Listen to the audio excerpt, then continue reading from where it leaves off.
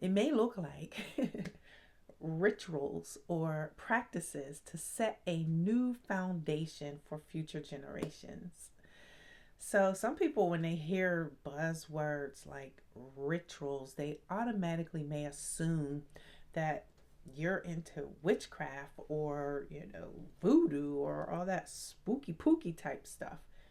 Where, in fact, um, a ritual is pretty much just creating a family custom or a tradition. When I talk to the younger generation, like my children and my children's like first cousins and second cousins, they have created like a family chat line for the millennials and the Generation Z, and they instrumentally get together. Like it is a part of their tradition. So I'm going to talk about four ways to create a new tradition or set a new foundation for future generations within your family. Okay, Miss Rika, stay with me. So, family traditions are the heartbeat of any household. They shape our memories, they deepen our bonds, and they pass down values from one generation to the next. But generations do not need to be inherited. As a matter of fact, they can be created. So let's talk about how you can establish new family traditions that set a foundation for future generations. Within the Black community, we can see how powerful this is when you just look at the Willie Lynch syndrome and how that witch or warlock, that demonic viper, that heathen, created a tradition that he said if he did it once, it will stay within the Black family for 100 years. And we can look back 400 years and still see family traditions or generational behaviors that has been passed down into our family bloodline that we don't agree with. So if you're seeing something like that, if that resembles perhaps a syndrome or a behavior pattern, just a curse within your family that needs broken, then as the chosen one, it's up to you to establish the new tradition, the new ritual within your family. So step number one is identify core values. And this first step in establishing new traditions is identifying the values that matter most to your family. These might include kindness, resilience, hospitality, community, or, creativity. My family always said, well, my mom's side of the family, they would say, we don't have a lot of money, but we have a lot of love. Ask yourself, what do you want more of, or what do you want your children to remember when they think of your family? That's what I remember when I think of my mom's siblings and her siblings' children, and all of us getting together, is we have a lot of love. We may not have a lot of money, but we have a lot of love. Well, I want to flip that. I would like to create it new and identify new core values within my bloodline. I want my children and my grandchildren and their children to say, my grandmother had a lot of love and a lot of wealth. And she was very savvy with how she invested. She was creative with how she made it grow. Like, I want to be remembered by that. I would like that to be the underlying core value of my legacy. Like Nana Leah left us generational wealth. And she taught us some core values to establish wealth, to establish it through home equity. She's taught us income growth strategies through home equity. And she taught us the importance about coming out of an environment that's not conducive for your growth and transplanting yourself in an environment where you actually belong, so that you can stimulate opportunities to form new income streams of growth. You see, to come out of a concept, a mindset of we have a lot of love, but we don't have a lot of money. You have to think outside of the box if your family kind of is in alignment with my family's past core values. So how can you get creative? And that moves us into step 2. How can you get creative with these rituals, right? With these new ways, these new customs and cultures for your family? Because we know, as most of the viewers here on my YouTube channel, the Purge Box, are from America. I have some viewers coming in from Germany, from Kenya, respect to Africa, from Canada, from the UK, and majority of you are Americans. So knowing that our customs and our cultures and our ways have been pillaged and plundered and stolen from us, and we had to adapt and assimilate in environments in a land of captivity, in this strange land that the scripture tells the Israelites, when you go to your land of captivity, you're going to be in a strange land serving strange gods. How can we take back what belongs to us and create rituals that is actually going to establish growth or establish wealth or good health? So one thing my family on both sides did not lose is the gift of hospitality. We have it. It comes like second nature. You enter into our homes, we're offering you something to drink. We're making you hot green tea. Like, my thing is, I make the best green tea and hyssop. Not hyssop. Well, sometimes I put hyssop in the tea when I'm sick. It actually is an expectorant. It extracts mucus and gets rid of mucus from your lungs, especially when you're sick. But one of the things is I make really, really good sorrel. Okay.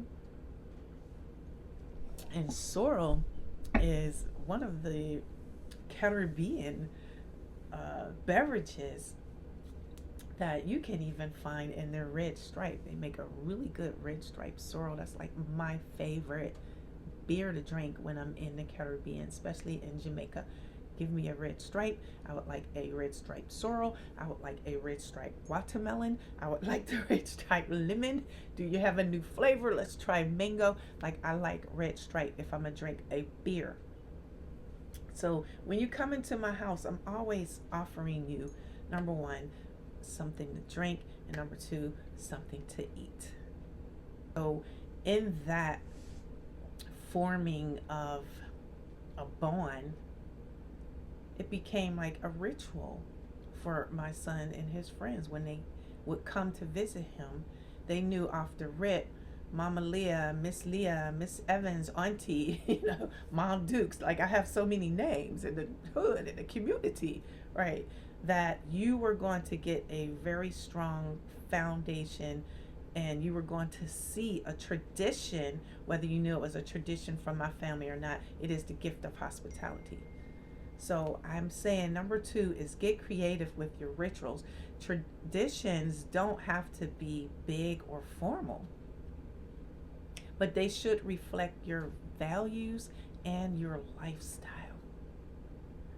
So think about small rituals that can be done regularly. Like, they got together regularly. And these can include a family dinner night. Like I mentioned, my family would get together once a month. We would have a potluck. Like our friends would come and they would see how close we are. And they're like, y'all don't need friends. Like your family, your siblings, your cousins, like y'all are best friends. Y'all don't need us.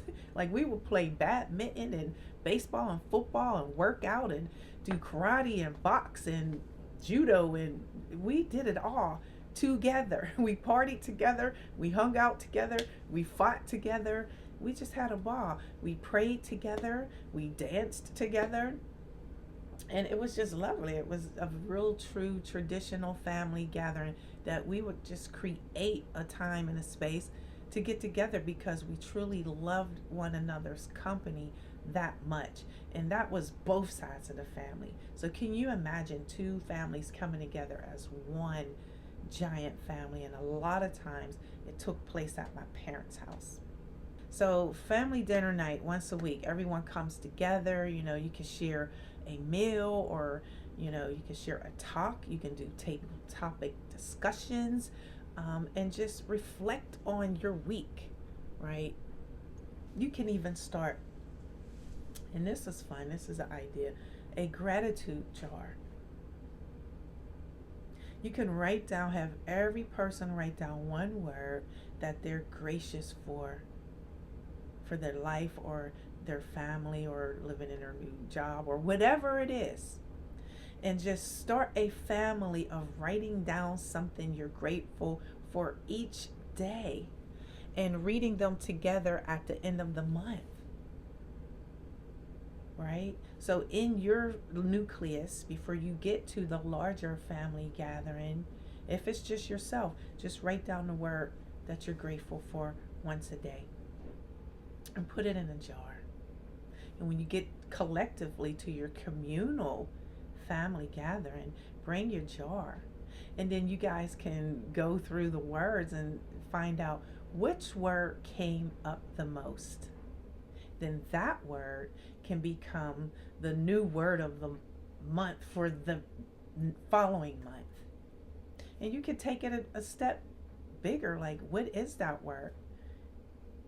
And with that word, you can create new celebrations. Perhaps it's a seasonal word, like you can create a celebration for each season, like a fall harvest dinner or a winter kindness campaign. Like for us, children of the Most High, right? Israelites. We know that there are 7 appointed times that the Spirit, the Ruach HaKodesh, the Spirit of the Most High, comes to the earth to visit his children. So we're keeping first fruits, tabernacles, booth of tabernacles, Purim, which is coming up next month.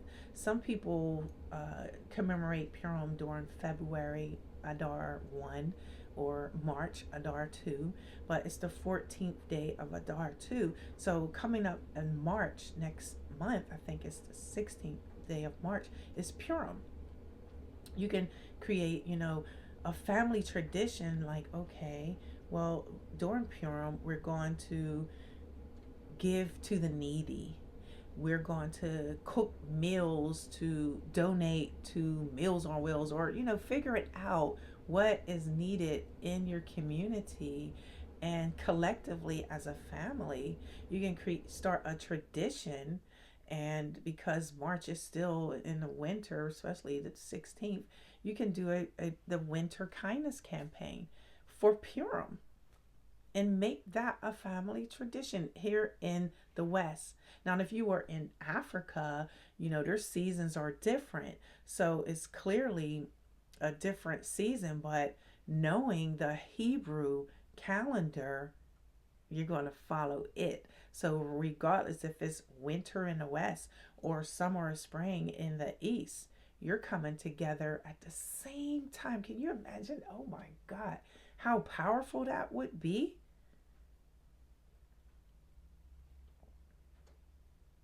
To be on a planet, a part of one mass tribe, and commemorating Purim in your separate locations and separate hemispheres on separate tectonic plates, but bowing down to the same Most High God and collectively creating a ritual that honors kindness. It honors family community. It honors giving. Like you could dress up if you want to, make it even fun. Like they do that for Purim. Some people dress up. They give gifts. They cook food. They celebrate. They donate to needy. Like that's fun. And that's a tradition that could involve every one of your family's needs. And even the little ones can participate in something like that. They too can dress up. And instead of them knocking on doors on Halloween, which is Halloween, the Most High is the only, hallowed would be thy name. The enemy infiltrates the scripture so much. He infiltrated Halloween and tried to make it into something good when we know, in fact, it's evil. Take back everything that belongs to you and your family, Mishpachah. Take your customs back and create new rituals that align with the word of the Most High for you and your family, and watch you begin preserving generational wealth as you are breaking generational curses just by taking back what belongs to you through customs, otherwise known as rituals. So step 4 is Step 3 would be consistency and flexibility. So being consistent, yet being flexible. While it's important to be consistent with your traditions, don't be afraid to adjust them as your family grows and changes. Again, that ties into tradition should evolve with your family's needs. So say you guys decided we're starting a new tradition in a new location and seeking dual citizenship because we are free and we have the right to that liberty. Coming from Africa, then we have an opportunity to actually relocate and repatriate. So we are going to start a new tradition and make sure that everybody who decides to follow these new customs and ways and cultures on the continent should be a part of this discussion. It may look like extending that olive branch to friends or co-workers that you become really close to, and these extended family members, right? Like King David and Jonathan were like this, like brothers. So you can form cultures and customs and rituals with new so-called family members that are friends, that are co-workers, that are closer to you than a brother or a sister, right? But this is a way, and it takes me into step 4, to involve everyone.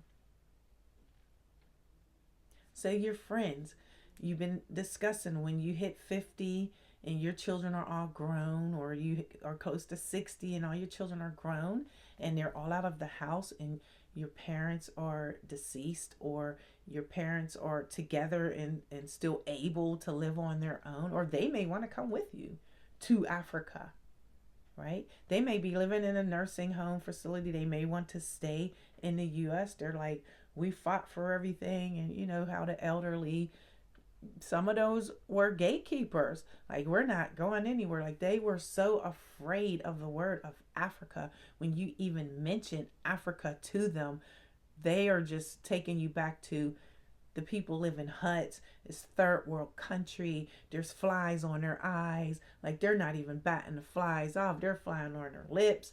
Like, we can't live like that because of the narrative that has truly caused propaganda and lies to our people to make them afraid of their own people. Like, it makes no sense. But when you actually now thank God for the internet, where we can actually see the truth, and these other so-called narrators are not the only ones controlling the story, but the actual truth is being revealed in real time, sometimes on live TV and through videos and through documentaries on Netflix or Amazon Prime or Hulu or YouTube. Like, the truth is out there. So now is the time to involve everyone who wants to create a new ritual on a new tectonic plate, on a new continent, in a new environment that is conducive for their growth, for their overall success, for their wealth, for their finances, for their health, for their spirit, for the mind, for the soul, for the body, under the sun, because we are children of the sun. Dark and lovely, swarthy, black and brown people. So make sure that each family, excuse me, I still have a cough. Make sure that each family member has a say in the new traditions. And make sure it works for all of you. If you do decide to relocate to the continent, this creates a sense of ownership and belonging. It also opens up opportunities to teach your children and your grandchildren, if they're old enough to understand, about compromise, creativity, and dream work. Teamwork makes the dream work, right? So teamwork is very, very important here. You have to do your research, your DNA. And if once you do that, and you know your family lineage, and you're knowing where on your mother's side, that mitochondrial gene, and on your father's side, his mom's mitochondrial gene, where are they coming in from? So once you put all those pieces together and you look at the map, and you see we left out of West Africa, you might not want to go back in the way you left out.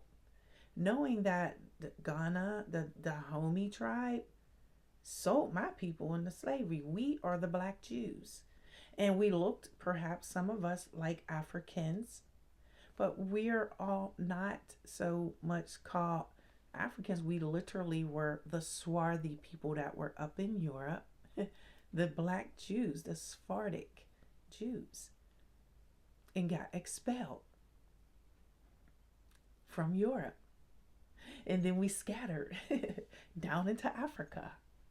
And then we got caught up in trades and slave trades and sold out of West Africa.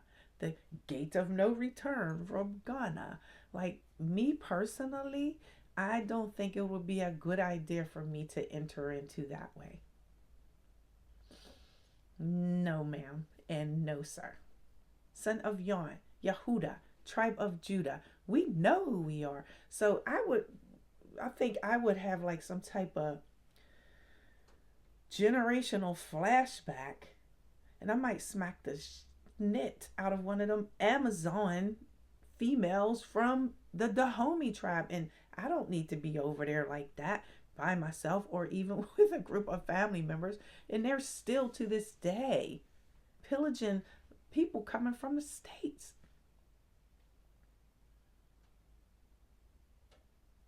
Ghana ran a good marketing campaign and was the first that the world saw to open up the gates of doorway to come back to the motherland, and they lured a lot of people in, and a lot of people lost their entire investments, built homes and whole tribes, communities. Even some of the Israelites were there, had whole communities built, and they were there for years.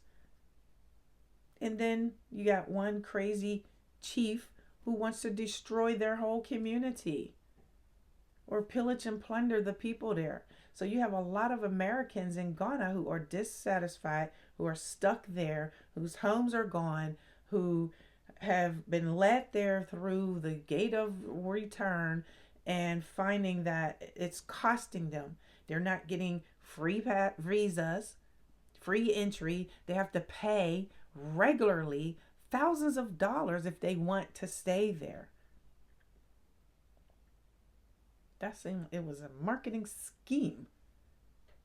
And see, I'm very spiritual and intuitive and insightful, like downright clairsentient and clairvoyant, born that way. Because I can feel and sense that you are trying to mislead me, and I have come from way too much to be led into an environment that's not conducive for my success because you had a plan or to be my demise. Like, no, I would fight because I am a warrior. So for me personally,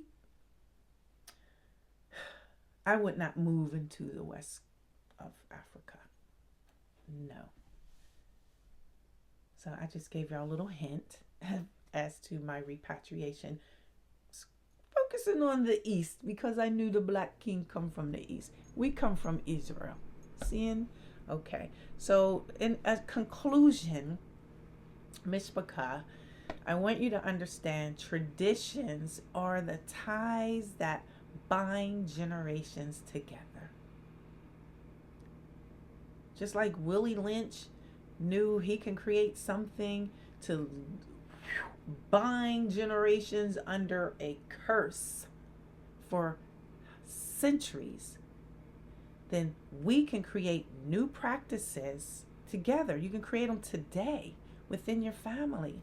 And this can become the foundation for the next generation's values and experiences.